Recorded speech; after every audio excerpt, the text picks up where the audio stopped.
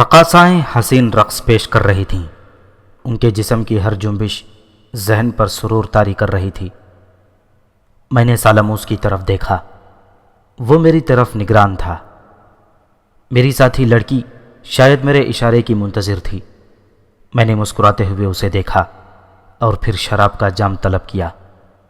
اس نے جام بھر کے میرے ہاتھ میں تھما دیا، لیکن اس بار میں نے اس کی کمر میں ہاتھ ڈال کر اسے اپنے زانوں پر گرا لیا اور وہ ہنستی ہوئی میری آغوش میں سما گئی۔ میں نے اس کے کھلے ہوئے منہ میں شراب انڈیل دی۔ شراب کے چند قطرے ہی اس کے حلق میں اترے ہوں گے کہ باقی شراب اس کی گردن اور سینے پر بہہ گئی، لیکن اچانک میں نے محسوس کیا کہ لڑکی لطف اندوز نہیں ہو رہی، بلکہ شاید میری گرفت سے نکلنا چاہتی تھی۔ میں نے تحریر خیز انداز میں اسے چھوڑ دیا۔ لڑکی کی آنکھیں پھٹی ہوئی تھیں، اس کے دونوں ہاتھ اپنی گردن پکڑے ہوئے تھے، اور پھر وہ میری گرفت سے مچل کر نیچے گری اور تڑپنے لگی۔ رقص رک گیا۔ تڑپتی ہوئی لڑکی کئی بار زور سے اچھلی اور پھر ساکت ہو گئی۔ اس کا چہرہ بھیانک انداز میں سیاہ ہو گیا تھا۔ اس سے قبل کہ میں واقعے پر غور کروں، اچانک ساز زور زور سے بجنے لگے اور پھر 4 دیو قامت انسان کئی فٹ اونچی چھلانگیں لگاتے ہوئے آ گئے۔ ان کے ہاتھوں میں برہنہ شمشیریں تھیں اور ان کے لباس عجیب وضع کے تھے۔ وہ برق کی طرح کونتی تلواریں ہلاتے ہوئے رقص کرنے لگے۔ بلا شبہ ان کے جسم سیماب کی مانند تھے۔ ان پر نگاہ جمانا مشکل تھا۔ تیز دھار والی تلواروں کو وہ اس طرح گھما رہے تھے کہ وہ ان کے ہاتھوں میں معلوم ہی نہیں ہوتی تھی۔ میں وقتی طور پر ان کی طرف متوجہ ہو گیا تھا، لیکن میری توجہ سامنے پڑی ہوئی مردہ لڑکی پر ہی تھی۔ میں اس کی موت کے اسباب پر غور کر رہا تھا اور اسباب میری سمجھ میں آ گئے۔ بے شک یہ اس شیطان صفت بوڑھے کی دوسری حرکت تھی جو میری جان لینے کے لیے تھی۔ شراب میں کوئی زہر قاتل حل کیا ہوا تھا جسے میں پیتا رہا تھا۔ زہر مجھے تو نقصان نہیں پہنچا سکتا تھا، لیکن اس کے چند قطرے ہی اس کمزور لڑکی کے لیے کافی تھے، اور یہ کارنامہ بوڑھے سالموس کے علاوہ کس کا ہو سکتا تھا؟ لیکن بات یہیں تک محدود نہ رہی۔ بوڑھے نے نہایت مناسب انتظامات کیے تھے۔ ان دیو قامت انسانوں کے طوفانی رقص کی وجہ میں اس وقت سمجھا جب وہ رقص کرتے اور اونچی اونچی چھلانگیں لگاتے ہوئے میرے چاروں طرف بکھر گئے، اور پھر ان کی چمکدار تلواریں برق کی طرح کوند کر میری طرف لپکیں اور کھٹا کھٹ میرے جسم پر ٹکرا کر کند ہو گئیں۔ اس انوکھے واقعے پر وہ حیران رہ گئے۔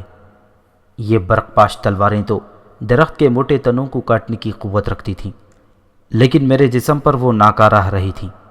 انہیں احساس ہو گیا کہ ان کا رکنا قیامت ہے۔ اگر میں اٹھ گیا تو شاید میں انہیں نقصان پہنچانے میں کامیاب ہو جاؤں گا، اس لیے انہوں نے پہلے حملے کی ناکامی کے بعد دوسرا حملہ کیا، اور اس بار بھی ان کا حشر پہلے سے مختلف نہ تھا۔ رقاصائیں اچھل کر کنارے پر چلی گئی تھیں۔ کاہن اعظم اپنی تخت پر سمٹ گیا تھا اور پھٹی پھٹی نگاہوں سے میری طرف دیکھ رہا تھا۔ تب میں نے ایک رقاصہ کو پکڑ کر سر سے بلند کیا اور پھر زمین پر دے مارا۔ اس کے بعد میں نے ہنستے ہوئے کاہن اعظم سے کہا، مقدس کاہن اعظم، میرا خیال ہے یہ رقص خاصا دلچسپ تھا، لیکن کیا اب اس کا خاتمہ ممکن نہیں ہے؟ رک جاؤ اے بد نصیب انسانوں، رک جاؤ۔ تم نے اب آمون کی معبد میں خون بہانے کی کوشش کی ہے، میں تمہاری لاشیں سیاہ دلدل میں پھینکوا دوں گا، رک جاؤ۔ اور پھر اس نے ایک طرف لٹکا ہوا ایک بڑا سا پیتل کا طباق ہتھوڑی سے بجایا اور 10 مسلح آدمی اندر داخل ہو گئے۔ لے جاؤ، ان موت کے ہرکاروں کو لے جاؤ، ان بدنصیب انسانوں کو زندان میں ڈال دو اور ان سے معلوم کرو کہ کس نے انہیں اس ذلیل کام پر اکسایا تھا۔ میں ان کے خاندان کے کسی فرد کو معاف نہیں کروں گا۔ اور اٹھاؤ اس ذلیل رقاصہ کی لاش، اس نے آمون کے بیٹے کو زہر ملا حل دینے کی کوشش کی ہے، لیکن خود اس کا شکار ہو گئی۔ اپنی دونوں کوششوں کی ناکامی کے بعد کاہن اعظم سالموس بری طرح بوکھلا گیا تھا، اور اس نے احمقانہ بہانے شروع کر دیے تھے۔ وہ ظاہر کرنا چاہتا تھا کہ اسے ان معاملات کے بارے میں کچھ علم نہیں ہے، یہ کسی اور ہی کا کام ہے۔ اس کے آدمی رقاصوں کو دھکیلتے ہوئے لے گئے اور وہ خود میرے پاس دوڑا چلا آیا۔ تو محفوظ ہے نا سورج کے بیٹے؟ تجھے کوئی تکلیف تو نہیں ہوئی؟ تو نے سانپوں کے گڑھے میں دیکھ لیا تھا سالموس، تیرے سانپ بھی مجھے نقصان نہیں پہنچا سکتے تھے، اور اب بھی تو نے دوبارہ دیکھا۔ زہریلی شراب کی سراہی میں نے خالی کر دی ہے اور تیرے ہرکاروں کی تلواریں میرے جسم پر ناکارہ ہو گئی ہیں۔ بددیانتی چھوڑ، مجھے بتا تو کیا چاہتا ہے؟ بوڑھے کی آنکھیں جھپک گئیں۔ اس نے کئی منٹ گردن جھکائے رکھی اور پھر بولا، بلا شبہ تو عظیم ہے آمون کے بیٹے، آخر میں تیرے اوپر ایمان لے آیا۔ سن اے مقدس دیوتا، سن اے ناقابل تسخیر انسان، میں تجھے بتا چکا ہوں۔ وہ رکا اور پھر اس نے تالی بجا کر سب کو چلے جانے کے لیے کہا اور تھوڑی دیر میں ہال خالی ہو گیا۔ میں تجھے بتا چکا ہوں، وہ چاروں طرف دیکھتے ہوئے بولا، کہ آمون کا ہرکارہ میری اختراع تھی، لیکن مقدس نقوش میں اس کی نشانیاں ضرور ملتی ہیں۔ لیکن میں اندازہ لگانا چاہتا تھا کہ کیا تو وہی ہے، زہر ملا ہوا شراب بھی جس کے لیے بیکار ہے؟ کیا تو وہی ہے جس کی موت زمین کے تابکاروں کے بس میں نہیں ہے؟ اور میں نے ہنستے ہوئے کہا، گویا تجھے اب بھی میرے اوپر یقین نہیں آیا۔ ٹھیک ہے، تو کوشش کرتا رہ، تیرے تمام حربے میرے اوپر ناکام رہیں گے۔ ہاں، تیری چالاکیوں پر میرے دل میں نفرت بڑھتی جائے گی، اور پھر جب تیری حرکتوں سے اکتا جاؤں گا تو تجھے کتے کی موت مار دوں گا۔ کیا تجھے میرے اوپر یقین نہیں آیا سورج کے بیٹے؟ کیا یہ بدنصیب راہب اپنی آواز کھو بیٹھا ہے؟ بوڑھے نے غم و اندھ بھرے لہجے میں کہا، بس بس، مزید بکواس نہ کر، میں سونا چاہتا ہوں۔ اور ہاں، تیری ایک خادمہ نے میرے ساتھ رات گزارنے کا وعدہ کیا ہے، اسے میری خلوت میں بھیج دینا، میں نے کہا اور دروازے کی طرف بڑھ گیا۔ بوڑھے کے چہرے پر ناکامی کے آثار صاف نظر آ رہے تھے۔ اس نے مجھے روکنے کی بھی کوشش نہیں کی اور میں اپنی آرام گاہ میں واپس آ گیا۔ چالاک بوڑھے پر غصہ بھی آ رہا تھا اور ہنسی بھی۔ بلا شبہ اس مکار شیطان نے نت نئے ہتھ کنڈوں سے حکومت مصر کو جکڑ لیا ہوگا۔ اس کی سازشیں لوگوں کے لیے وبال جان بن گئی ہوں گی، لیکن بہرحال اس بار وہ پھنس گیا تھا۔ اگر اس نے میرے سامنے ہتھیار نہ ڈالے تو پھر اس کے خلاف کچھ کرنا ہی ہوگا۔ میں آرام کرنے لیٹ گیا۔ مجھے ارسانہ کا انتظار تھا اور یہ انتظار طویل ثابت نہ ہوا۔ خوشبوؤں میں بسی ہوئی ارسانہ میرے پاس آ گئی۔ اس کے جسم پر موتیوں کا حسین لباس تھا جس سے اس کا مرمری جسم جھلک رہا تھا۔ اس کی آنکھوں میں دعوت تھی اور میں نے بےتابی سے اس دعوت کو قبول کر لیا۔ پھر جب وہ میرے سینے پر سر رکھے نڈھال ہوئی تو میں نے اس سے پوچھا، سالموس نے تمہیں کون سے تیروں سے آراستہ کیا ہے؟ میں سمجھی نہیں آمون کے بیٹے، میں کچھ نہیں سمجھی، ارسانہ نے تعجب سے کہا۔ اگر تو کچھ بھی نہیں جانتی تو ٹھیک ہے، میں تیرے ذہن کو پریشان نہیں کروں گا، میں نے اسے دوبارہ آغوش میں بھینچتے ہوئے کہا۔ میں تو کچھ نہیں جانتی سوائے اس کے کہ تیرا چمکدار بدن میرے بدنما بدن میں پیوست ہو کر میری روح کو منور کر چکا ہے۔ یقیناً میری ماں بے ہوش ہوگی کہ اس کے خون میں آمون کے بیٹے کا خون شامل ہو گیا۔ تیرے جسم میں کیسی لطیف خوشبو ہے، تو کیسا انوکھا ہے آسمان کے باشندے۔ وہ بے خود سی بولتی رہی اور پھر نڈھال ہو کر سو گئی۔ دوسری صبح حسب معمول تھی۔ آج میں یہاں نہیں رکنا چاہتا تھا۔ بوڑھے سالموس کا رویہ مناسب نہیں تھا، چنانچہ میں نے فیصلہ کر لیا تھا کہ اپنی شہرت سے فائدہ اٹھا کر خود فرعون را آموس سے ملوں گا۔ مجھے یہاں کوئی مشن تکمیل تک نہیں پہنچانا تھا، بس تہذیب کے اس دور کے بارے میں زیادہ سے زیادہ معلومات حاصل کرنا چاہتا تھا تاکہ اس نئے دور کی تاریخ میں اپنی معلومات درج کر سکوں۔ چنانچہ ناشتے کے وقت سالموس نے مجھ سے پھر ملاقات کی۔ اس کی آنکھیں انگاروں کی طرح سرخ تھیں، چہرے کی سرخی کسی قدر زردی میں تبدیل ہو گئی تھی۔ میں تجھ سے چند سوال کرنا چاہتا ہوں نوجوان، اس نے بالکل بدلے ہوئے انداز میں سوال کیا۔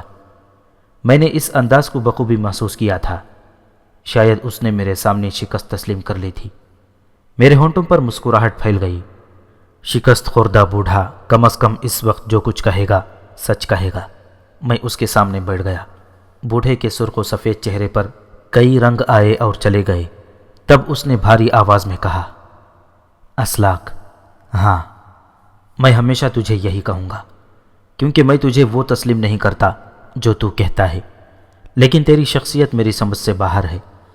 میں نہیں جانتا کہ تو کون سی دنیا کا باشندہ ہے، ہاں، میں اعتراف کرتا ہوں کہ میں تیری آمد سے خوفزدہ ہوں۔ میں جانتا ہوں تو ماحول بدلنے کی قدرت رکھتا ہے۔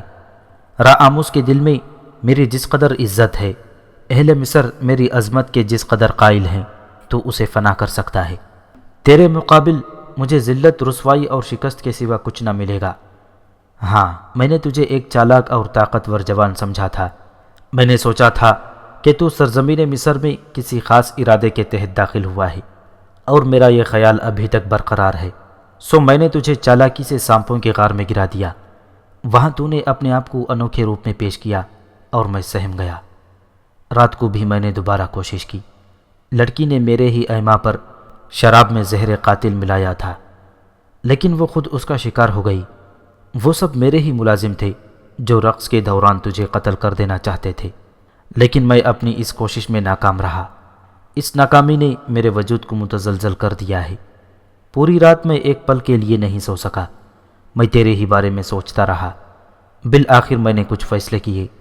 میں نے سوچا، اگر تو مصر کا روحانی پیشوا بننا چاہتا ہے تو میں تجھے نہ روکوں گا۔ میں تیرے راستے سے ہٹ جاؤں گا، لیکن اس کے لیے تجھ سے درخواست کروں گا کہ تیری عزت قائم رہنے دے۔ میں خوش دلی سے بھرے دربار میں آمون کی بیٹی کی حیثیت سے تجھے تسلیم کروں گا اور اپنا عہد تیرے قدموں میں ڈال دوں گا، اور پھر خود گوشہ نشین ہو جاؤں گا۔ یا پھر اگر اس کے علاوہ تیرا کچھ اور مقصد ہے تو میں اس کی تسلیم میں تجھ سے تعاون کروں گا، لیکن اب میرے اوپر شک چھوڑ دے۔ میری طرف سے تجھے قتل کرنے کی کوئی اور کوشش نہ ہوگی۔ بوڑھے کی آواز میں التجا تھی۔ میرا اندازہ درست تھا۔ میں نے مسکراتے ہوئے سرخ رنگ کا ایک سیب اٹھایا اور اسے دانتوں سے کاٹ کر چباتے ہوئے بولا، احمق سالاموس، تو میری قوت سے واقف ہو چکا ہے۔ مصر کی پوری فوج بھی میرے مقابل آ جائے تو آہستہ آہستہ اسے تحقیق کر دوں گا۔ اس میں کچھ وقت ضرور لگے گا، لیکن وہ میرا بال بھی بکا نہ کر سکیں گے۔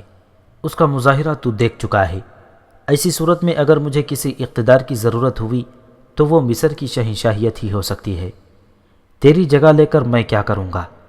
فرعون چہرم کو میں اطمینان سے قتل کر کے مصر کے تخت پر قابض ہو سکتا ہوں، لیکن میں نے محسوس کیا ہے کہ اب تیرے الفاظ میں سچائی کی بو آ رہی ہے۔ اگر تو سچ بولنے پر آمادہ ہو گیا ہے تو اس کا انعام پا اور سن۔ میں ایک سیلانی انسان ہوں، میری شخصیت تیری سمجھ میں نہیں آ سکے گی، اس لیے میں اس کا تذکرہ نہیں کروں گا۔ ہاں، صرف اتنا بتاؤں گا کہ میری عمر لاکھوں سال ہے، اور تیری بنسبت مجھے ان لاکھوں سال کا تجربہ ہے۔ میں صرف ایک محقق ہوں اور تیرے وطن کو دیکھنے اور اس کے بارے میں معلومات حاصل کرنے آیا ہوں۔ اگر یہاں میرا دل لگا تو کچھ عرصہ قیام کروں گا، اور اگر مصر کی حسینائیں میرا دل نہ بہلا سکیں تو یہاں سے کہیں اور چلا جاؤں گا۔ اگر تو میری دوستی چاہتا ہے تو میری طرف سے بے فکر ہو کر اپنے کاموں میں مصروف رہ، اور مصر کی تاریخ کے بارے میں مجھے کچھ بتا۔ اپنے عقائد اور اپنے مذہب کی تفصیل بتا، مجھے اس کے سوا اور کچھ درکار نہیں ہے۔ بوڑھا کاہن کافی دیر تک احمقانہ انداز میں مجھے دیکھتا رہا، پھر اس کے چہرے پر خوشی کی سرخی پھوٹ پڑی۔ اس کی سانس تیز ہو گئی اور اس نے محبت سے میرے ہاتھ پر ہاتھ رکھتے ہوئے کہا، اگر تو سچ کہتا ہے اسلاک، تو مجھے اپنی حماقت پر شرمندگی ہے۔ بے شک میں نے تیرے بارے میں خواہ مخواہ غلط قسم کے منصوبے بنا رکھے تھے۔ تو مجھے اپنا دوست پائے گا، تیرے کام میں بھرپور مدد کروں گا۔ تجھے تیری دوستی پر فخر ہے۔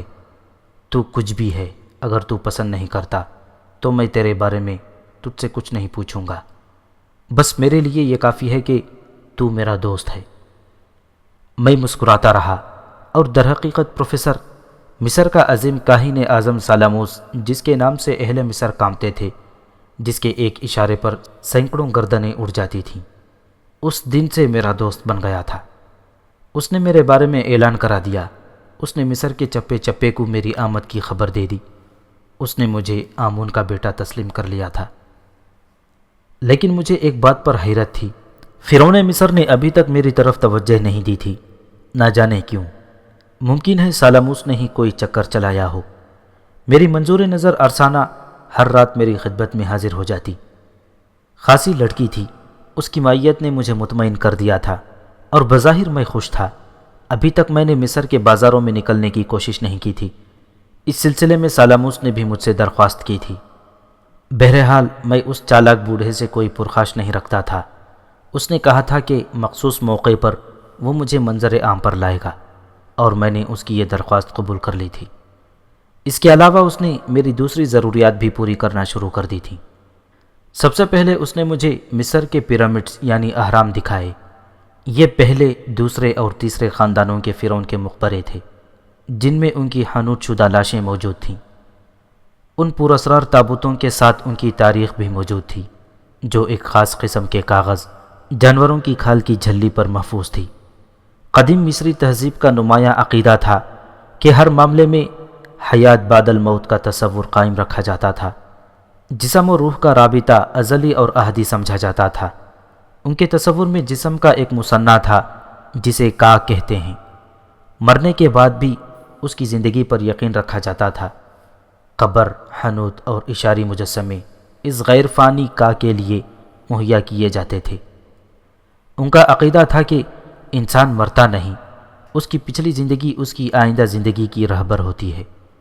یہ عقیدہ ہندو عقیدے سے ملتا جلتا ہے۔ خدا جانے ہندوازم نے یہ تصور کہاں سے لیا ہو۔ بوڑھا سالاموس بھی اسی عقیدے کا پیرو تھا، لیکن ہر دور میں صاحب اقتدار لوگوں نے اپنی سہولتوں کے لیے عقیدوں میں تبدیلیاں کی ہیں۔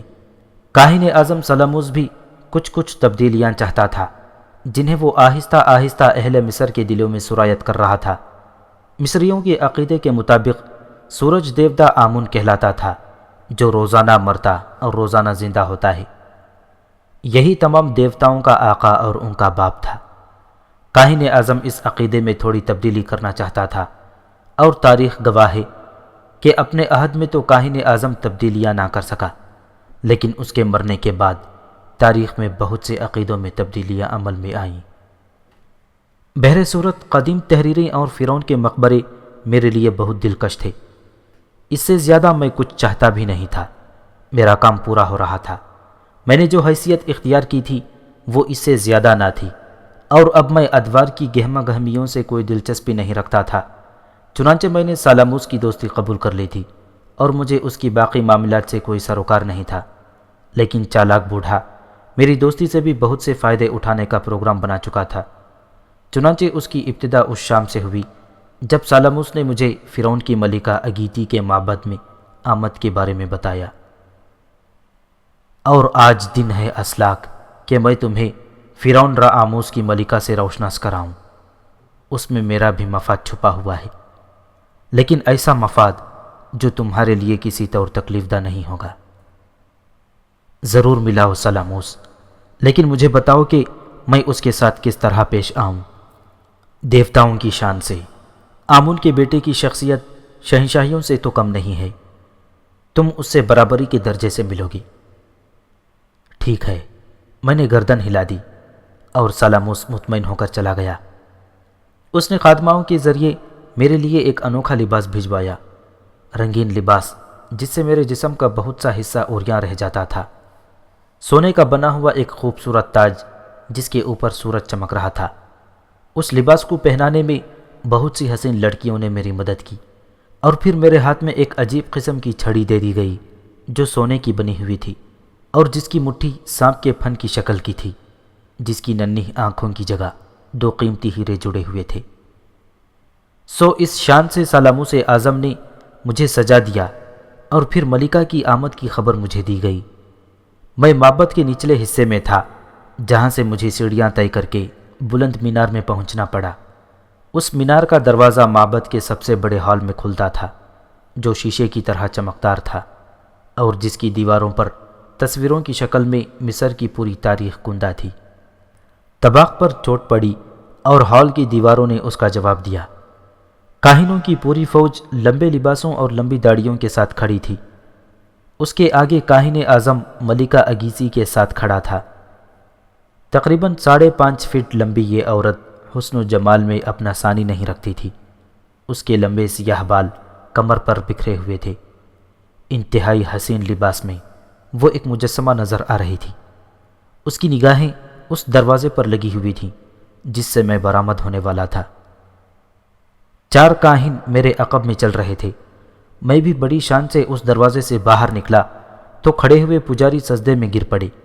خود کاہن اعظم رکوع کی شان میں جھک گیا، لیکن ملکہ اگیسی اسی طرح مبہوت کھڑی رہی۔ میں بھی اس شاندار عورت کو پسندیدگی کی نظر سے دیکھ رہا تھا، لیکن وہ میری آنکھوں کی تاب نہ لا سکی اور اس کی نگاہیں جھک گئیں اور پھر اس کی گردن بھی جھک گئی۔ تب کاہن اعظم کی آواز ابھری، کیا ہمارے نصیب نہیں ہے کہ سورج کا بیٹا ہمارے درمیان موجود ہے؟ کیا تم اس کی حقیقت سے انکار کر سکتی ہو؟ نہیں سالاموس اعظم، وہ دیوتا ہے، یقیناً وہ دیوتا ہے، زمین کے بسنے والوں سے الگ، حسن و جمال کا مجسمہ جس کے جسم پر آمون کی کرنیں بولتی ہیں۔ میں اس کے سامنے عقیدت پیش کرتی ہوں۔ ملکہ اگیسی کی عقیدت قبول کر آمون کے بیٹے سالاموس اعظم کی آواز ابھری اور پھر وہ سیدھا ہو گیا۔ میں خاموش کھڑا تھا۔ سالاموس نے ملکہ کا ہاتھ پکڑا اور اسے لیے ہوئے میری طرف بڑھا۔ ملکہ پرشوق نگاہوں سے مجھے دیکھ رہی تھی اور اس طرح مجھے دیکھتی ہوئی وہ میرے نزدیک پہنچ گئی۔ تب اس نے ایک خوبصورت مسکراہٹ کے ساتھ میرے سامنے ہلکی سی گردن خم کی اور سیدھی ہو گئی۔ میں نے چھڑی والا ہاتھ بلند کیا اور اسے دیکھ کر مسکرایا۔ بے شک تو انوکھا ہے، کاہن اعظم کا کہنا تھا۔ وہ آہستہ سے بولی، ہم تیری پیشانی پر روشنی دیکھ رہے ہیں، آمون تیرے اوپر برکتیں نازل کرے۔ مجھے تیرا دیدار ہو گیا، کیا تو میرے محل کو عزت نہیں بخشے گا؟ وقت آنے پر، میں نے جواب دیا۔ میں چاہتی ہوں وہ وقت بہت جلد آ جائے، اس نے کہا۔ کاہن اعظم ہماری باتیں بڑے غور سے سن رہا تھا اور دل ہی دل میں مسرور تھا۔ اس کے خیال میں میں اپنا کردار بخوبی ادا کر رہا تھا۔ کافی دیر تک ملکہ میرے اور کاہن اعظم کے ساتھ رہی۔ میں اس کی پرشوق نگاہوں کو پہچان گیا تھا اور خود بھی اس کے لیے بے چین تھا۔ کیا کہوں پروفیسر، تمہارے علم میں ہے کہ سینکڑوں لڑکیاں میرے نزدیک آ چکی تھیں، ان میں سے ایک حسین لڑکی تھی، لیکن اس شان کی یہ پہلی عورت میں نے دیکھی تھی جو لڑکی تو نہ تھی لیکن حسن و جمال میں ہزاروں پر بھاری تھی۔ پھر ملکہ نے رخصتی چاہی اور میری دعائیں اور دوسری ملاقات کی اجازت لے کر واپس چلی گئی۔ اس کے جانے کے بعد کاہن اعظم مسکراتا ہوا میرے پاس آ گیا۔ اس کی نظروں میں بڑی خوشی تھی۔ میں تیرا شکر گزار ہوں اسلاک، تو نے میرے پروگرام کو عملی جامہ پہنانے میں میری بڑی مدد کی ہے، لیکن کچھ نئے اور دلچسپ مسائل جنم لے چکے ہیں۔ میں نہیں سمجھا سالاموس، میں نے کہا۔ تیرے علاوہ اب اور کسے لاؤں گا اسلاک؟ میں تجھے سب کچھ بتا دوں گا، یہی میرے لیے ضروری ہے اور یہی مناسب۔ کاہن اعظم میرے نزدیک بیٹھ گیا۔ چند لمحات خاموش رہنے کے بعد بولا، مصر کی تاریخ میں تیرے سامنے دہرا چکا ہوں اسلاک، اپنے بارے میں تھوڑی سی تفصیل باقی رہنے دے۔ میرا تعلق تیسرے خاندان سے ہے۔ میرے خاندان نے مصر کی تاریخ کا مستند دور شروع کیا ہے، لیکن پھر چوتھے خاندان کے لوگوں نے سازش کر کے میرے خاندان کی حکومت ختم کر دی۔ ہمارے عقائد چوتھے خاندان سے تھوڑے مختلف تھے، جس کا اندازہ تو نہ لگا سکا، حالانکہ میری گفتگو سے تجھے اندازہ لگا لینا چاہیے تھا۔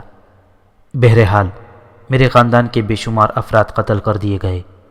میں نے نہ جانے کس طرح یہ بات چھپائی کہ میرا تعلق اسی خاندان سے ہے، تاہم میں کوشش کرتا رہا، یہاں تک کہ اس عہدے پر فائز ہو گیا، لیکن درپردہ میں اپنی کوششوں میں مصروف رہا۔ میں ایک بار پھر اپنے خاندان کو برسر اقتدار لانا چاہتا ہوں، اور تجھے یہ سن کر شدید حیرت ہوگی کہ اگیتی میرے خاندان کی عورت ہے، لیکن وہ خود اس بات سے لا علم ہے اور خود کو چوتھے خاندان ہی کا فرد سمجھتی ہے۔ میں نے ایک لمبی سازش تیار کی ہے اور اس کے لیے ایک طویل عرصے سے کام کر رہا ہوں۔ چنانچہ آج سے عرصہ قبل جب راموس کی ایک بیوی کے بطن سے اس کا پہلا لڑکا پیدا ہوا تو میں نے ہوشیاری سے کام لے کر اس لڑکے کو اغوا کرا لیا اور اس کی جگہ اپنے خاندان کا ایک لڑکا جس کی عمر اس وقت صرف 5 روز کی تھی راموس کی بیوی کے پہلو میں پہنچا دیا۔ راموس کے پہلے بیٹے کو میں نے قتل کرا کر نیل کی موجوں کے حوالے کر دیا۔ گویا تیسرے خاندان کا خون چوتھے خاندان کی آغوش میں پرورش پانے لگا۔ اس کے بعد ماحول تیرے ہاتھ میں تھا۔ آکاش راموس کا بیٹا کہلاتا ہے، لیکن در حقیقت اس کا باپ اور ہے جو میرے خاندان سے تعلق رکھتا ہے۔ تب دوسرے مرحلے میں اگیسی کو راموس کی خلوت میں دے دیا گیا کہ اسے اس بارے میں کچھ نہیں معلوم۔ راموس اگیسی کو چاہتا ہے اور خطرہ تھا کہ کہیں اگیسی کی کوئی اولاد مصر کی سلطنت کے لیے موزوں قرار نہ دے دی جائے۔ اس لیے جوان العمر اگیسی کو آکاس کے سامنے لایا گیا اور نوجوان عورت اپنے سوتیلے بیٹے سے دل ہار بیٹھی۔ وہ اسے بے پناہ چاہنے لگی اور میری کوششوں سے جلد از جلد آکاس نے اگیسی کی تنہائی حاصل کر لی۔ اگیسی کا پہلا بیٹا گو راموس کی اولاد کہلاتا ہے، لیکن میرے علاوہ کوئی اس راز سے واقف نہیں کہ دراصل وہ آکاس کے نطفے سے ہی ہے، یا پھر اگیسی اس بات کو جانتی ہے۔ اور پھر تیسرا مرحلہ شروع کیا گیا، یعنی اگیسی کے ذہن میں یہ بات ڈالی گئی کہ اس سے قبل کہ راموس اپنے کسی بیٹے کو ولی عہد نامزد کر دے، اس کی موت ضروری ہے، تاکہ شاہی خاندان چہرم کے دستور کے مطابق سب سے پہلے بیٹے کو بادشاہت مل جائے اور اس کے بعد وہ بآسانی اگیسی کے بیٹے یعنی اپنے نطفے کو حکومت منتقل کرا لے۔ یوں تیسرے خاندان کو برسر اقتدار لانے کا منصوبہ بنایا گیا ہے، لیکن مکمل حقیقت سے میرے علاوہ اور کوئی واقف نہیں تھا، یہاں تک کہ اگیسی اور آکاس بھی نہیں۔ ہاں تو میرا دوست ہے، میرے لیے محترم ہے، اس لیے میں نے تیرے اوپر اعتماد کر لیا ہے۔ بوڑھا خاموش ہو گیا۔ میں یہ حیرت انگیز سازش سن کر دنگ رہ گیا تھا۔ تہذیب کے دور کی یہ سازش میرے لیے سخت حیرت انگیز تھی۔ اس سے قبل کے ادوار میں کسی ایسی سازش سے آشنا نہیں تھا، لیکن ستارے میرے دوست میری حیرت پر مسکراتے تھے۔ انہوں نے مجھے بتایا تھا کہ جوں جوں انسان تہذیب کے لبادے اوڑھتا رہے گا، اقدار فراموش کرتا رہے گا، اور ایک وقت دنیا ایسی انوکھی جگہ ہو جائے گی جہاں کے قصے کہانیاں کسی طور پر عقل میں نہیں آئیں گے۔ لیکن میں تو ایک محقق تھا پروفیسر، دنیا کے بدلنے کے طریقے میرے پاس نہیں تھے۔ ہر دور کا مشاہدہ میرا مطلوب مشغلہ تھا، اور پھر مجھے دنیا بدلنے کی ضرورت بھی کیا تھی؟ نہ ہی یہ سب کچھ میرے بس کی بات تھی، مجھے تو صرف دیکھتے ہوئے گزر جانا تھا۔ بوڑھا میری شکل دیکھ رہا تھا، پھر اس نے ایک گہری سانس لے کر کہا، میں نے کچھ نئے اور دلچسپ مسائل کے بارے میں ذکر کیا تھا۔ وہ مسائل کیا ہیں؟ میں نے پوچھا۔ اگیسی کی نگاہیں، بوڑھے نے جواب دیا۔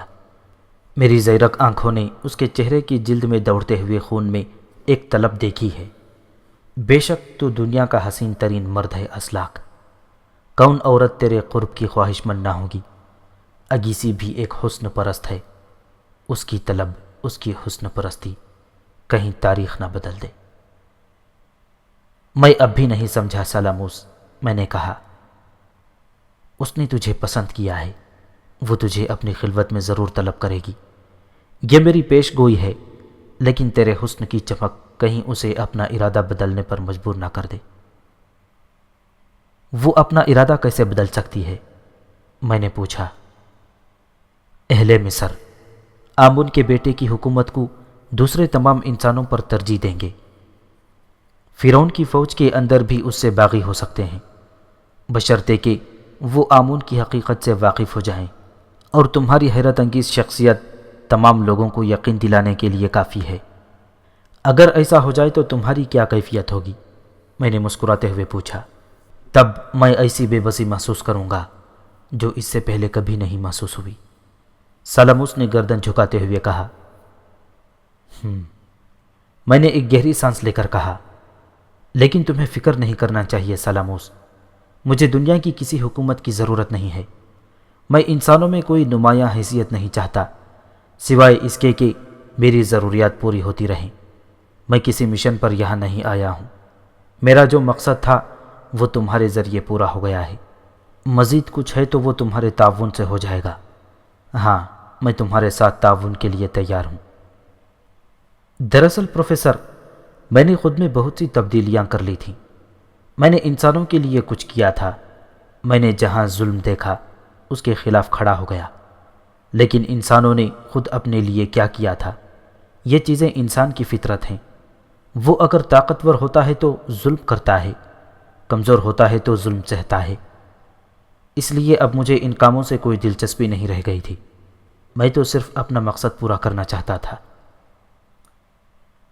میری بات پر کاہن اعظم نے آنکھیں بند کر لی اور کافی دیر تک اسی طرح بیٹھا رہا۔ پھر آنکھیں کھول کر بولا، تم ایسے انسان ہو کہ میرا تمام تجربہ تمہارے سامنے باطل ہو گیا۔ میں تمہارے بارے میں کوئی فیصلہ نہیں کر سکتا، تاہم ایک بار پھر کہتا ہوں کہ مجھے تمہاری دوستی پر فخر ہے۔ جب تم میری اس قدر مدد کرنے پر آمادہ ہو تو پھر میں تم سے کچھ اور بھی چاہوں گا۔ ہاں ہاں کہو، کیا چاہتے ہو؟ اگر ملکہ آگیسی تمہارا قرب چاہے تو تم اسے مایوس مت کرنا۔ اگر وہ تم سے کچھ اور خواہش کرے تو پھر یہ تمہاری فراست پر مبنی ہے کہ تم اسے ٹال دینا۔ تم جانتے ہو کہ عورت دنیا کی سب سے عجیب شے ہے، وہ تاریخ کا رخ بدل سکتی ہے۔ تمہاری طرف سے مطمئن ہونے کے بعد مجھے اس سے خطرہ ہے کہ کہیں وہ میرے پروگرام کو درہم برہم نہ کر دے۔ ٹھیک ہے، تم بے فکر رہو، میں نے کہا، اور وہ خوش خوش وہاں سے چلا گیا۔